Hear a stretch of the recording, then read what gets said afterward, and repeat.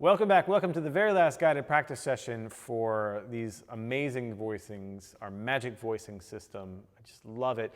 We're going to tackle Herbie Hancock's Dolphin Dance. Now, if you don't know this tune, go listen to it. It's one of the great modern jazz classics at this point. It's just so beautiful. The changes are super hard to play over, which is why I chose it. I wanted it to choose something that really takes us out of what we have been doing. So come with me to the PDF. Let's look at what we have here.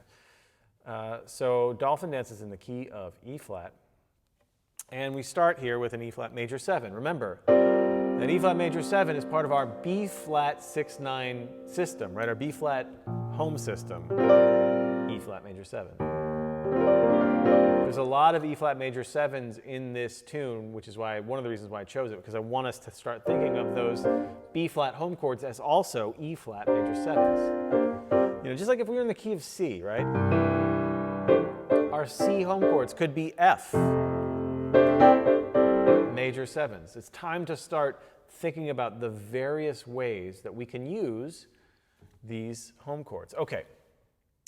And there's one kind of sneaky surprise in this chord arrangement, one brand new way to look at something we already know about, but I'll get there when we get there. Okay, so we have E flat major 7. Here's one of our first sneaky things, E flat 7 sus.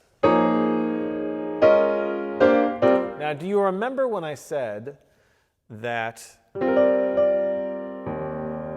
in our B flat home, right, we have B flat 6-9, we have G minor, all the same chords, E flat major 7, which we just talked about, and C7 sus. And we use those B flat home voicings for. So our E flat 7 sus, right, if we use the B flat home voicings over C7 sus, then that means that we would use our home voicings from the whole step below on a sus chord. So on a sus chord here, E flat 7 sus, we'll use the home voicings from D flat, so like a D flat 6-9. Are all available to us, so beautiful, as E flat 7 sus. Sometimes you might even see, instead of E flat 7 sus, you might even see D flat over E flat. Like if it's like the note from a whole step below over the bass note, D flat over E flat, same thing. It's like an E flat 7 sus. You can use that D flat major home voicings, right?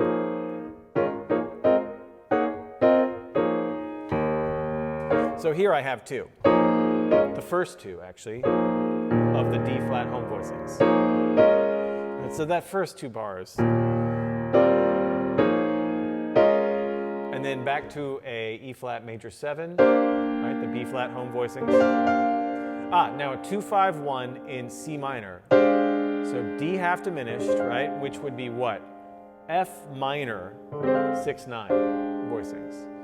A G7 alt, which would be our G7 shell, and either a E flat triad or a D flat triad. Right, if we transpose just from up a fourth from D7, right, which is what we had.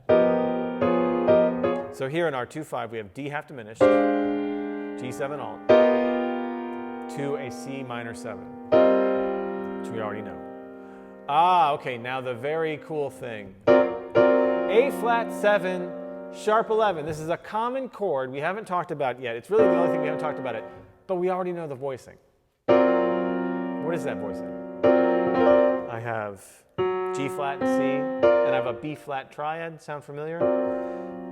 It's our D7 altered voicing. Get ready for this. So the dominant 7 altered voicings can be used as sharp 11 voicings if we just change the root a tritone away. So A flat 7 sharp 11 are the same voicings as D7 altered. It's the same notes. It's all part of that melodic E flat melodic minor.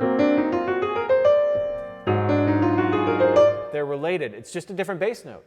So any altered voicing, like if we were going to do our G7 altered here, right? If we play that chord with a G on the bass, play it with a D flat, which is a tritone away. That's D flat 7 sharp 11.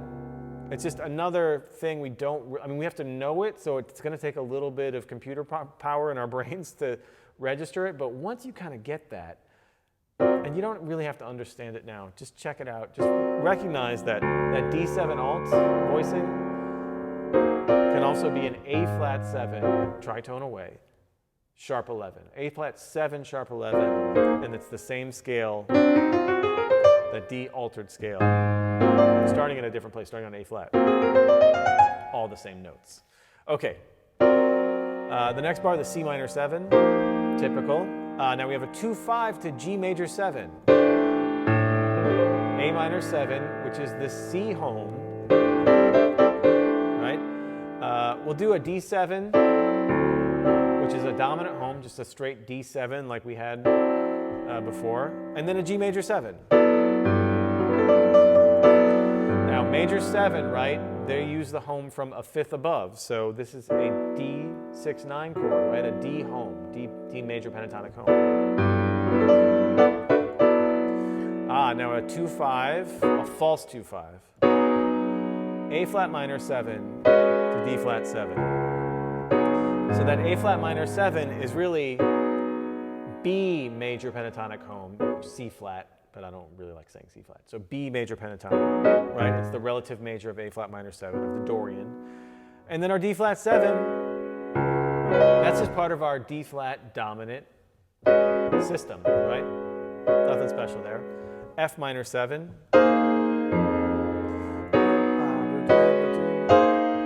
Such a great progression. F minor 7, part of our A flat major pentatonic home chords, right? Because it's a Dorian sound, a minor 7, so it's a relative minor. A couple of these. C minor 7, which we know. A minor 7, right? Part of the C. D7 flat 9. We know that's going to be a diminished voicing. To G major 7, again, part of the D major home. G7 sus, right? We know we can use the home voicing from a whole step below, so F home. Any of those work. A over G. I'll just play that again for you. So it's the same thing as like a G7 sharp 11. It's those altered voicings, right? This G7 sharp 11 or A over G. If we put a D flat in it, which is a tritone away from G, there would be a D flat altered. I hope this is connecting some dots, because the cool part about all of the different uses for this is once it clicks, you realize I don't have to think about a lot. I don't have to learn a ton of voicings.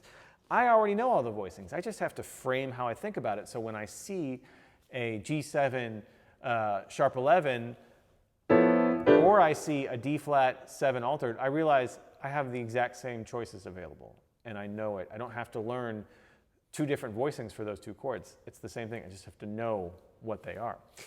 Okay, so that's the A over G, or we'll also call it a G7 sharp 11. Back to a G sus, right, which we know is from the F major pentatonic home. Now we go to F7 sus, right? So again, borrowing from the home, from a whole step below that, which is E flat. So any of those will work. I have this one. Like that's also a C minor voicing, right? Right, because we know E flat, the home voicing is C minor, but it's also F7 sus. Back to G over F. Again, this is like a F7 sharp 11, right? So it's a altered voicing. It would be a tritone away from F is B, so it would be the B altered. Also F7 sharp 11, right? The Lydian dominant and the altered are connected. They're connected by a tritone. If one is a Lydian dominant chord, a tritone away is the altered version of that. Same voicing. F7 sharp 11, B7 altered are the same voicing, different bass note. Then back to F7 sus, right? E flat major home. And then a E minor 7, right? So E minor 7, that's a Dorian, so that's the G major pentatonic home. And an A7, A dominant home. A7 dominant home. Then an E flat 7 sharp 11. Again, an altered voicing. E flat is a tritone away from what? A.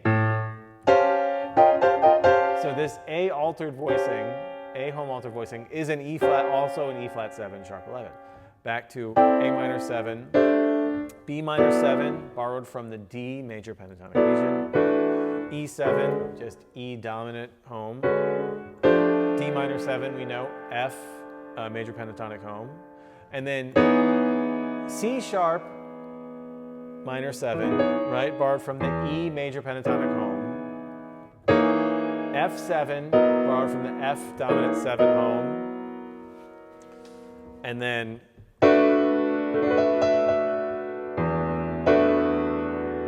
E7 sus, right, borrowed from that D major pentatonic home. A minor 7 over E, right, which is borrowed from the C. That's just a pedal, right? So we really just take the top chords. So E7 sus, we know that's D major pentatonic, but that A minor 7 over E, we're just thinking about A minor 7, which we know is borrowed from the C major pentatonic home. Back to the E7 sus.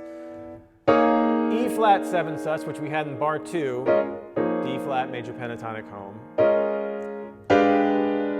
B flat 7 over E flat, right? We know that this is a diminished voicing. Back to E flat, E flat 7 sus, and then D half diminished, G7 flat 9, G7 altered, back to C minor 7. I've confused myself. But you get the idea. So check out, this is definitely the aspirational. If I confused you, don't worry. Again, come back to this in a few weeks, maybe even a few months, maybe even a few years, depending on how fast you take this course. But this will start to make sense. All of these are voicings we already know. They're just in different keys and framed in different ways. You're going to start connecting the dots here. So I just played through it. I want you now, I'm going to do 2 choruses through where I'm going to play the bass, and I want you to start with what we have written, start altering your rhythms, and then see if you are, if you get to a more advanced place with these, if you feel like you can start using them. You can also, there'll be blank versions here with just the chord changes you can write out to see if it's correct. Let's try it. I'll play a bass line 2 choruses deep. You comp. I love this tune. You'll notice too on the lead sheet here, the repeat at the very end, it doesn't go back all the way to the top. It goes back to the first C minor, right? So that's where we'll play the first chorus from the top all the way down, and then we'll repeat back to the C minor for the second chorus, and then just play it all the way down. That's usually how the tune is played. 1, 2, 1, 2, 3, and...